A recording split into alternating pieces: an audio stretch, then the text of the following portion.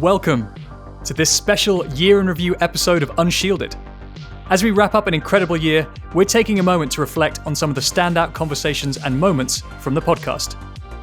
From groundbreaking insights into privacy and programmability with Charles, to Mauricio's vision for the future of Midnight, Eran's introduction to the Nightpaper, and the amazing projects from our Hackathon winners, this episode is packed with highlights that showcase the innovation and progress we've seen in the Midnight ecosystem this year. Whether you've been with us from the beginning or whether you're just tuning in, this is the perfect chance to catch up on the ideas and development shaping the future of Web3. I want to start with one of my favorite conversations of the year, Charles Hoskinson, CEO and co-founder of Input Output, who joined us back in June. We dive into a thought-provoking discussion about the next generation of blockchain technology and the challenges preventing mainstream adoption. From the importance of programmability and compliance to the consumer experience that the decentralized web must deliver, Charles shares his vision for building systems that are not only innovative, but also practical and user-friendly. We're starting to see interoperability and bridging become more common, become more secure, become more stable. We're moving into that world where I think you see where in Web 2, you see the SaaSification of everything and you can consume services, you can create modular architectures. We're starting to see that become a little bit more common in Web 3. And we're starting to see different ecosystems become more open to the idea of collaborating, working together and creating or enjoying the benefits of layer 2s or capabilities, liquidity, users, security from other ecosystems. And it feels like about the right time. Would you agree? I believe so. The future is going to be decentralized, and we keep, beating the drum. We were first to market with a third generation cryptocurrency, and this is the next generation, the fourth generation, multi-resource consensus, hybrid dApps, the identity component, computational privacy. These are some of the last mile features before we get to mainstream adoption, where you have billions of users. The final point is that people are still scared to use crypto, no matter who you talk to. Like the OGs like me, I've been in the space for over 12 years. To grandma, everybody says the same thing. God, I'm scared to send cryptocurrency. Like I still do test transactions and we check the address 8 times and these types of things because there's no backseas in crypto. You can't have a money system and you can't have a computing system where every single time someone uses the system, they're terrified to use the system because they don't want to make a mistake. And so if you want to have that great consumerization, not only do you have to make it beautiful and elegant and simple and easy to use, but then you also have to build it in a way where you can put regimes in place where there's consumer protections and safety. And you do get some backseas here and there. And to do that, you need to have a system that has programmability to it and has privacy inside of it. Because then you can build use policies, whether they be dead man switches or estate planning or multi-sig or what have you, and the system gets significantly easier, and you hide all of that complexity from the user, and they know it just works. And you can even create marketplaces for that, where people pay a little extra and they get that service. So that is one of our goals. And if you do that with regular cryptocurrencies, typically what you're doing is you're turning over all of your use cases to a third party and hoping that you can trust them, just like Microsoft with Recall. Maybe, just maybe, we don't want to turn over our entire Amazon transaction history to a third party and they know everything you bought on Amazon. Maybe just maybe you don't want to turn your browser history over to a third party for some protection and safety. So the point of Midnight is you get the benefit of doing something like that, but you don't pay the price in terms of privacy and security for doing something like that. That is the last mile. And that's one of the reasons why we haven't seen that mainstream adoption, is we can't quite get there on the safety and the ease of use without a privacy layer inside the system. And that has to be programmable because you can't predict ahead of time what those use cases are going to be. Now that we've explored the vision, let's get into the practical side. In the next segment, Charles breaks down a real-world example of innovative but invasive technology and how Midnight's approach to enabling access to sensitive data can help us to build better apps. So I'll give you a great use case of doing it wrong. And this is the big guys. They do this wrong all the time. So we have this lovely company. You may have heard of it. Have you heard of Microsoft? I have heard of them. Okay, Microsoft just did something recently. Satya Nadella was very excited about it. He said, hey guys, we have this thing. Basically, it's like a recall feature. And the recall feature, what it's going to do is take screenshots of your screen every few seconds, and your computer will never forget anything you've ever done.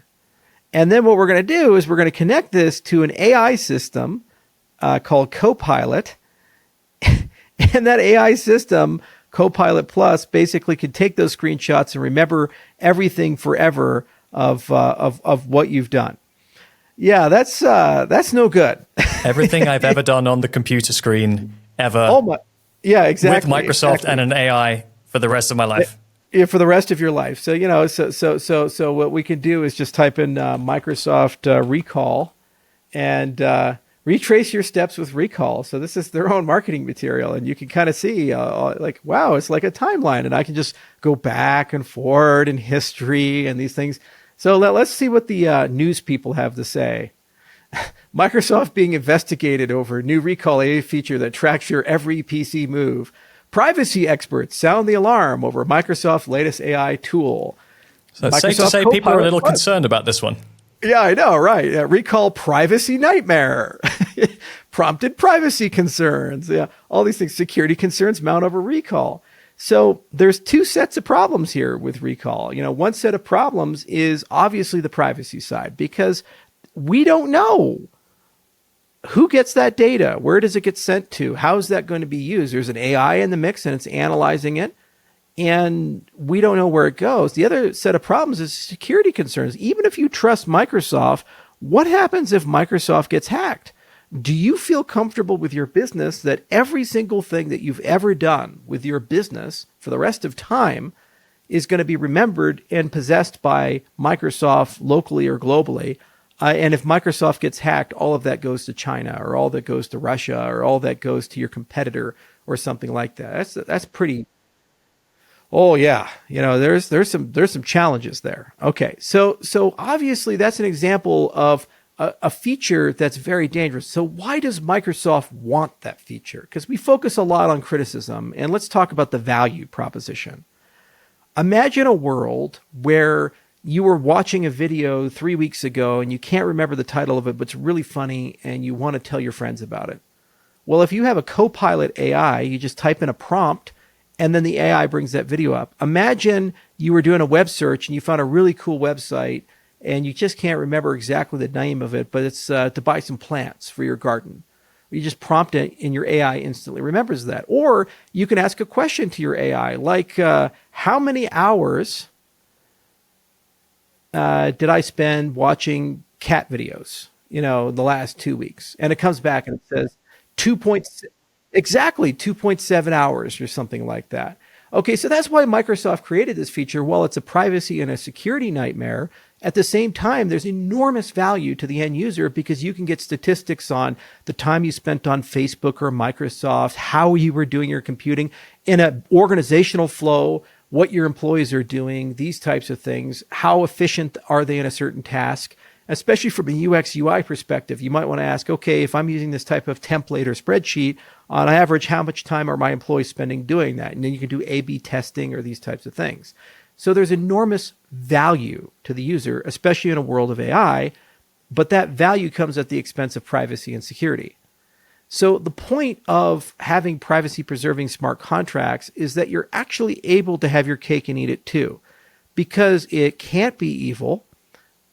What you can do is design a system where you can get the same effect as if you were taking those screenshots every few seconds, but no one can ever see them.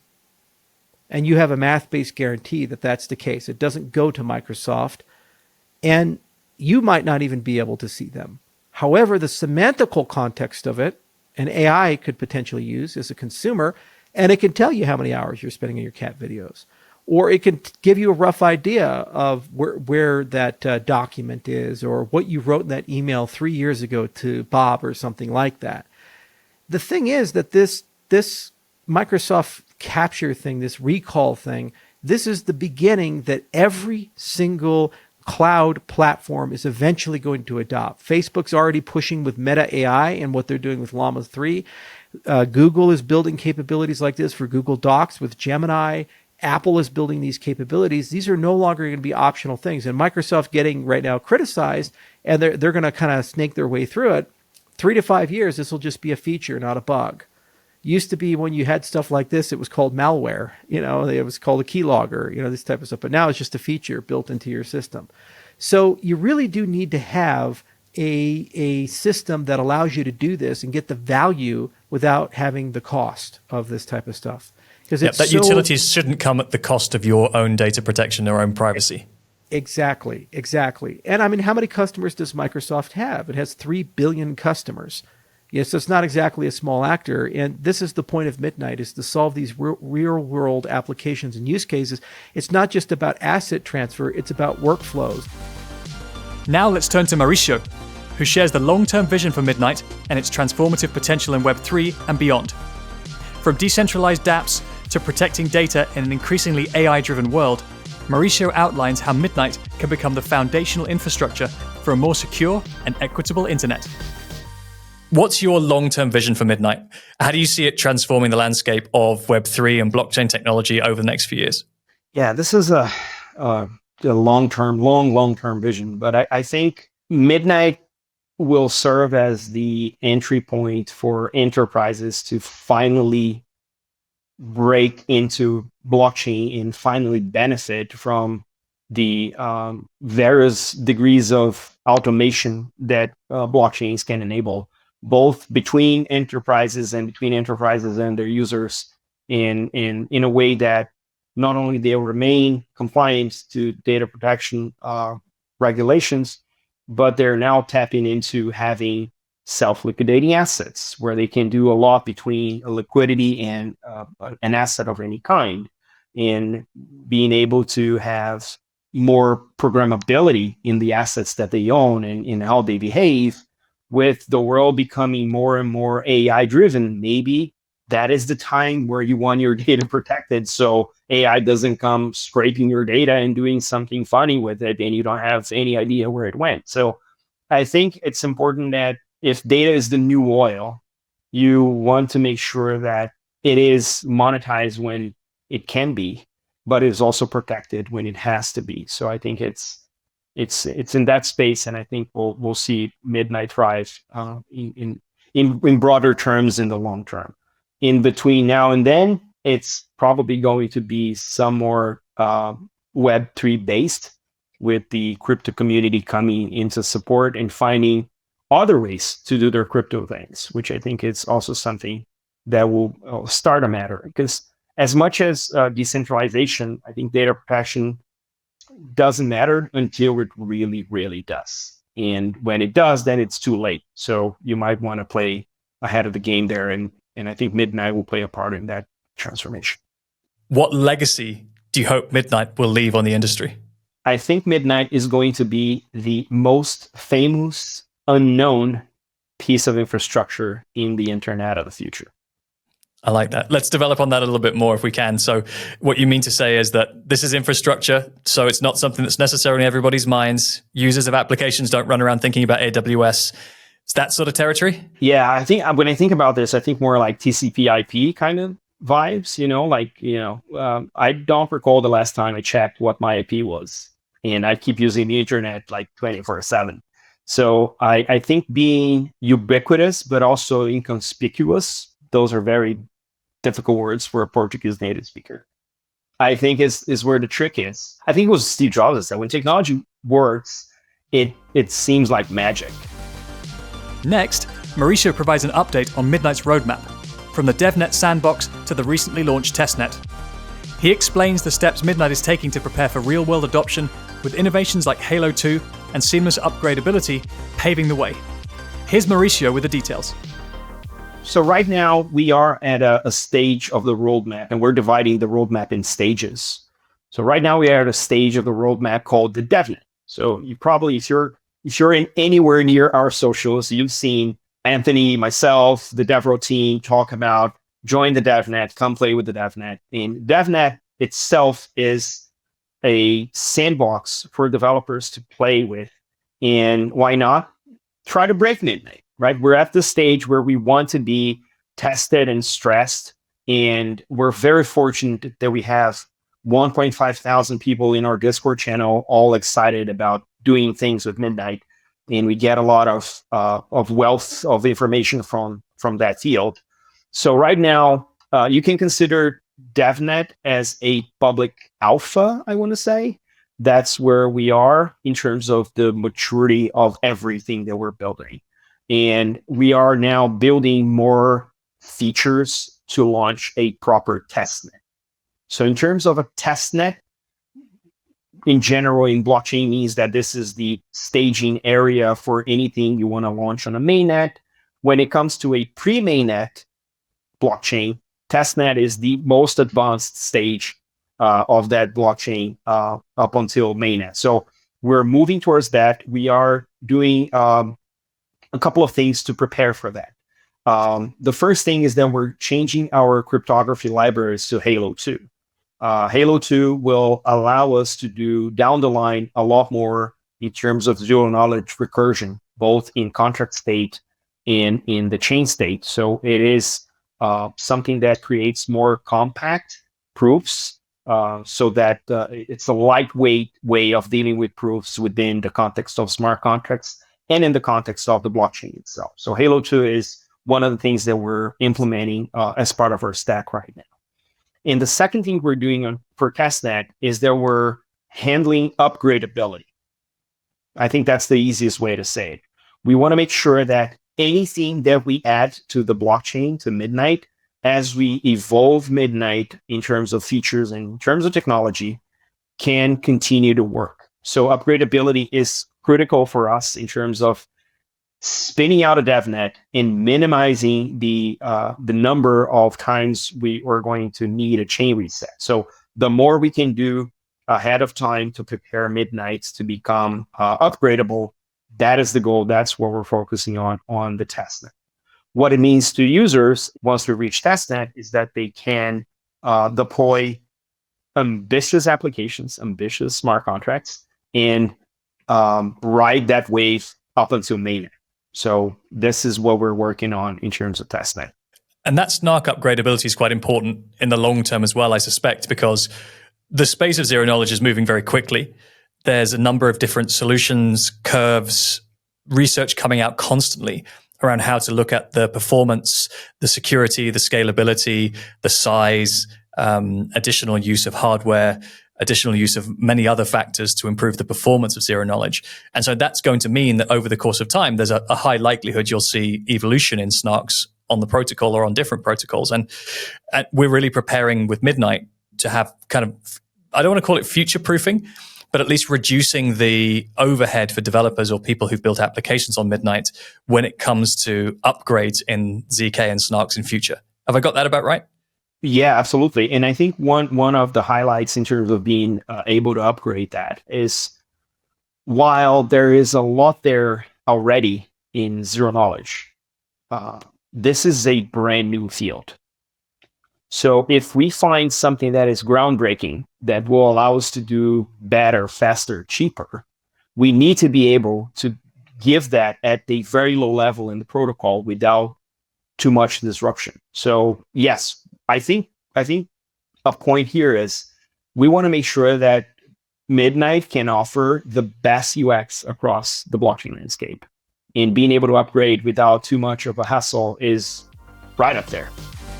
Next, we turn to Eran Barak and the Nightpaper for a fascinating discussion on Midnight's dual asset system. Eran breaks down how Night and Dust work together to balance governance, network sustainability, and transaction privacy, an innovative approach that addresses some of the biggest challenges in blockchain tokenomics. Let's jump into the details. Token utility. Like other blockchain ecosystems, Midnight's token primarily secure its network, helps ensure uptime, and allows network to be self-sustaining. Most blockchains require a fee, commonly called gas or fuel, to process and or prioritize transactions. This tokenized energy is often reallocated to the network's operator as rewards. This fuel is usually an unshielded token, which exposes the transaction details and users' identities. Blockchains that elect to use a shielded fuel to protect the metadata struggle to have such tokens listed due to regulatory concerns. And not being listed reduces block reward liquidity, which deters ecosystem participation and lessens network security. Midnight innovates by using two tokenized assets working together. Night, an unshielded token for governance, consensus participation, and block production rewards. And then Dust, a shielded resource that operates as the chain activity, the fuel, if you will. The unshielded token Night has a fixed supply and deflationary policy. As an unshielded token, Night is easily accessible and helps ensure network security by operating as a reward token for its block producers. Night will initially exist as a Cardano native asset, benefiting from Cardano's trusted infrastructure and ecosystem activity, and it will also offer extended functions such as network governance. Now let's turn to Dust. Midnight's transaction energy is a shielded resource used to facilitate transaction on the network and ensure that transactions metadata is protected to prevent correlation. Dust behaves like energy in the physical world as it decays over time. It has value, but can't really store value. However, it continually replenished as a pool of Night generates the energy to maintain a proportional supply. Dust can't be transferred, so it addresses AML concerns that are commonplace with a shielded token or asset. The decoupling of Night and Dust allows Midnight to have a predictable network fees. Future paper that we'll release after this paper will discuss the relationship between Night, Dust, and the Midnight network in more detail. In this segment, Eran introduces the Nightpaper and Midnight's mission to address the complexities of data management in today's digital landscape. From decision fatigue to the risks of data breaches, Eran highlights why blockchain, and specifically Midnight, offers a better path forward for businesses and consumers alike. Developers are facing decision fatigue regarding the best ways to manage the volumes of data transmitting through their apps and databases. It's just too many suboptimal choices. We see customers demanding more control and ownership over their data, and businesses that look to protect and monetize data are facing increasing liability from leaks, breaches that risk exposing sensitive data. This creates a vast web of complexities that leave consumers vulnerable, innovators without a path to entry, and a handful of institutions with disproportionate control and profit power, and they too face ballooning costs and dissatisfied customers. We believe these challenges lead businesses to explore blockchain technologies because these type of technologies incorporate a distributed ledger architecture and decentralized apps as the framework for storing and processing data. Such capabilities address the mix of ownership and utilization, and they deliver a significant security, integrity, and scalability. However, despite the wonderful properties of blockchain, the fundamental business needs around data protection, service uptime assurance, and cost control went unmet. This resulted in businesses relegating the adoption of blockchain technology to a select few niche use cases. For the full conversation and a deeper dive into Midnight's vision, check out the full episode. Now, we turn to Thomas Kerber for an introduction to the Kachina model for data protecting smart contracts. In this segment, Thomas explains how Kachina bridges the gap between transparency and privacy, creating a framework that transforms how we interact with data. He also shares the journey from research to implementation and what it means for the future of Midnight. Let's hear from Thomas. And if we get things right, if we see Kachina and if we see data protecting smart contracts and blockchains being used more widely as the technology becomes more fit for purpose, what do you see as the outcome of that in terms of how people might interact with each other or with data in general? What are you hoping for? I don't think things will turn out as I hope. But ideally, I think that this could pave a way to having self-sovereign data and moving away from a world where there are large data collecting agencies that know everything about you and advertise to you, using that to a world where you share only what you need to and don't share it beyond where you need to.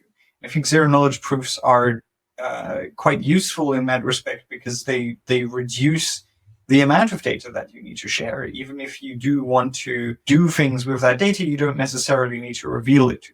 transparency where it's required and data protection and privacy everywhere else. Let's get into the meat of the discussion. Let's kick it off. Could you provide a little bit of an overview of the Kachina model for smart contracts and talk us through what makes it novel compared to some more traditional or well-known smart contract frameworks? I think you kind of incidentally just summarized it with transparency where required. So one of the key insights of Kachina is that if you have a blockchain system, by necessity, you have some transparency. The blockchain is a public thing. Everyone can see what happens there. So the question then becomes, what does it mean to have privacy in a public system? The conclusion that we came to is that you're public about what has happened, but that you're not public about how you got there. And Kachina really exemplifies that split, that you are explicit in what the state of things are in public, but that you also have things that you keep secret and you don't tell other people, and that you use those to change the state that others can see without revealing why or how you did that change. Yeah, that's kind of the key part of Kachina, is to evolve these things together, but not show how you're evolving them. And I think that differs from the more traditional model of smart contracts, where you only have this public state that's evolving. And the inputs, the reason or how it's evolving and why it's evolving that way is also public. And coming back to the beginning, obviously there's a significant amount of research that you've put into Kachina along with others. How did the concept come about? What were some of the principles you started with when you started going through its development? Initially, I think the concept was, well, what if we had a smart contract platform like Ethereum and we tacked on zero-knowledge proofs and privacy? It sounds very simplistic, and it's one of the things that, while working through it, we quickly realized is that you can simplify a lot of the model, or that you can, really boil it down to the core parts, and that the public smart contract part still plays an important role, but that the interesting thing is more the orchestration between what you're doing in zero-knowledge proofs and what you're doing in public on-chain.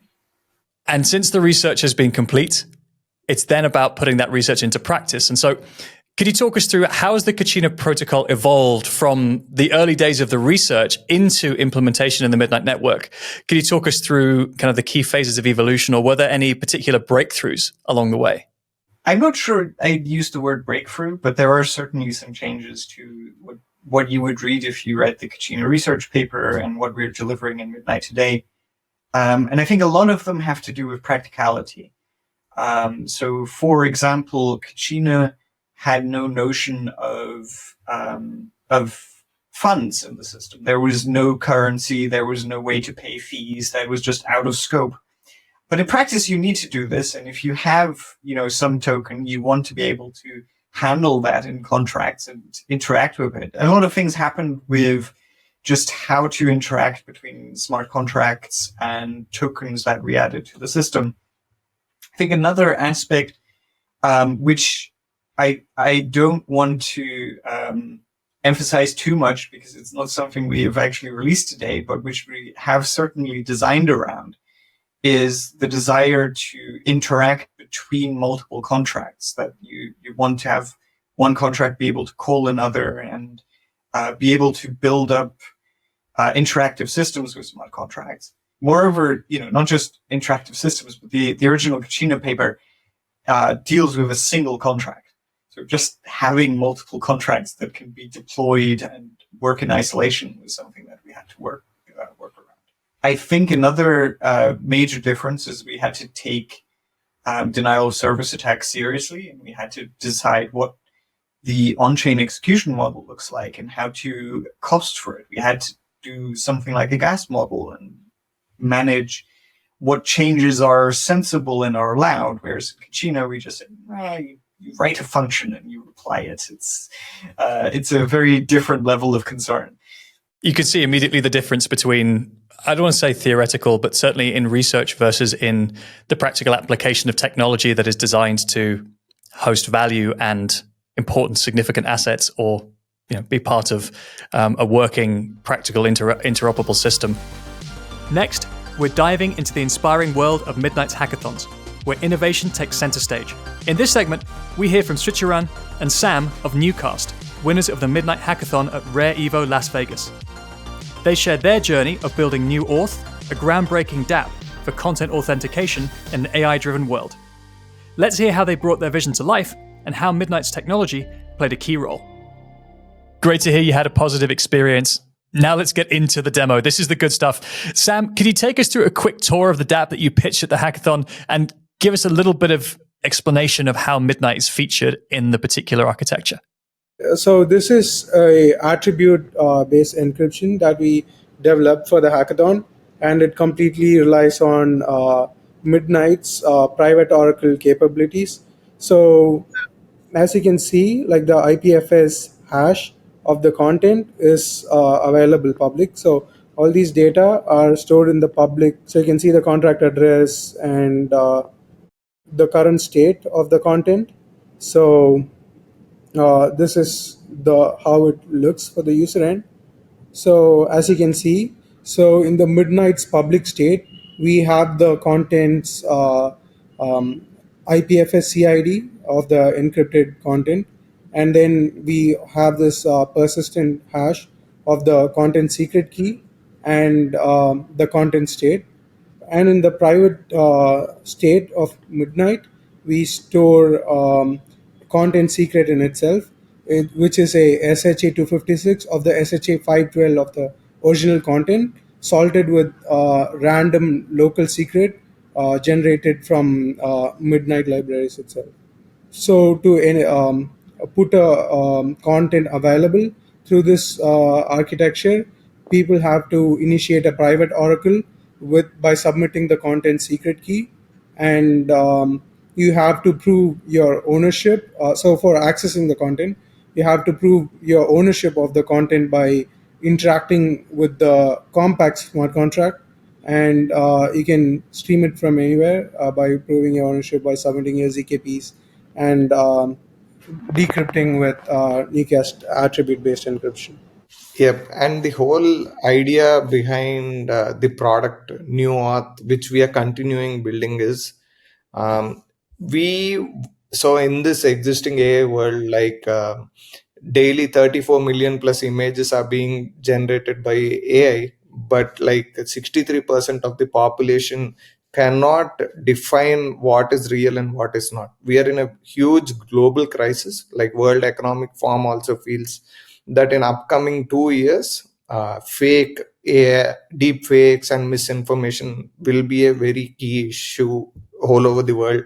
So using Midnight ZK technology and blockchain stamping compatibility, so we want to create an authentication layer for all content for both humans and AI models. So we know what is verified contents and which is not. So we can create a IP layer on Midnight with verified content. That was the whole idea behind it. Now, let's hear from another hackathon winner, Vito Melchiona of Entropi Labs. In this next segment, Vito walks us through their dApp, which leverages Midnight's capabilities to revolutionize KYC management. Let's get into the demo. Could you walk us through an explanation of the dApp that you built and talk us through the features and where Midnight was used as part of the overall proposition? That would be my pleasure. So I'll first connect the wallet. We use the Lace wallet for this. The first thing that happens is a KYC process. So here I'll just put some test information. So for instance, test street 1, country Switzerland, and I submit the KYC. This part, of course, would need to be wired up with a KYC provider so that you can also give your biometrics, documents, etc. And once the process is all done, then this will take you to your dashboard as a user. And this is an example of how it would look like when you get requests from companies and services that you have been trying to use. And you can very easily see who wants to get access, who has access, who have been granted in the past and who has revoked access at the moment. So the UI is very simple. And if you want to approve, you just have to approve it. Or if you want to revoke a granted request, you can do so. We also built a very simple company view. So this view is from the user perspective, but this would be from the company perspective. And this is how you look like. If you want to create a new request, you just need a wallet address. You put it here, and then you create a new request to access the KYC data. And once it's granted, then you have access to this data that is stored on chain on the network, right, on the Midnight network. So this is how the KYC looks like. Of course, this we wanted to include also all the information in regards to picture, to passport documents, etc. But in theory, all this information comes from the KYC provider and is stored with zero-knowledge encryption on the Midnight network, and this is where the magic happens. So it's a very simple application, but yet very powerful. And yeah, we're looking forward to see how we can push this and go to testnet and actually, start leveraging all these amazing products for the ecosystem. Great demo, Vito. Thank you so much for walking us through it. Very straightforward, but obviously under the hood and in terms of those connectivities with other parties, credential issuers and so on, still has some complexity behind it, but really exciting to see what you do next with it. Could you share with the audience any thoughts that you might have for other developers who are interested to build similar solutions or who are starting to build data protection solutions using Midnight or similar ZK technologies? What are some of the things you've learned along the way? Well, to be 100% honest, zero-knowledge encryption is quite a challenge to grab and to grasp as a developer. It's quite complex, what's under the hood, what's the science and the maths behind it. So I think the Midnight team has done an amazing work in creating SDKs and all of this code that allows a very simple developer experience. So I think it was very pleasant to work with this network. I have experience with some Solidity for EVM and also with Haskell and Plutus for Cardano. And to be honest, this was very, very easy to kind of get a good feeling of the network and what's capable to do. Among the great projects that were also presented at the hackathon, I personally really liked one that was about whistleblowing, which was also like using this zero knowledge to prove the identity of someone that is actually calling off some injustice, and not just on government area, but also for big corporations and scandals and these kind of things, and while protecting the identity of the person and keep the people anonymous. So, I mean, the use cases are insane. And I think this will definitely be a new era in the blockchain space. So I think this fourth generation of blockchains are bringing a lot of great use cases to that, the third and second generations are not able to deliver, since it's about transparency. But Midnight brings the best of both worlds, this transparency that is needed for compliance, but on the other hand, you also keep your privacy. So I think it's a brilliant network, and it's definitely worth exploring for new devs. And that wraps up this special episode of Unshielded. Thanks to all our listeners for joining us on this journey. Your curiosity and support drive everything we do, and we're excited to continue exploring the frontiers of Web3 and data protection together. If you enjoyed this episode, don't forget to subscribe, leave a review, and stay tuned for even more groundbreaking conversations. Until next time, take care.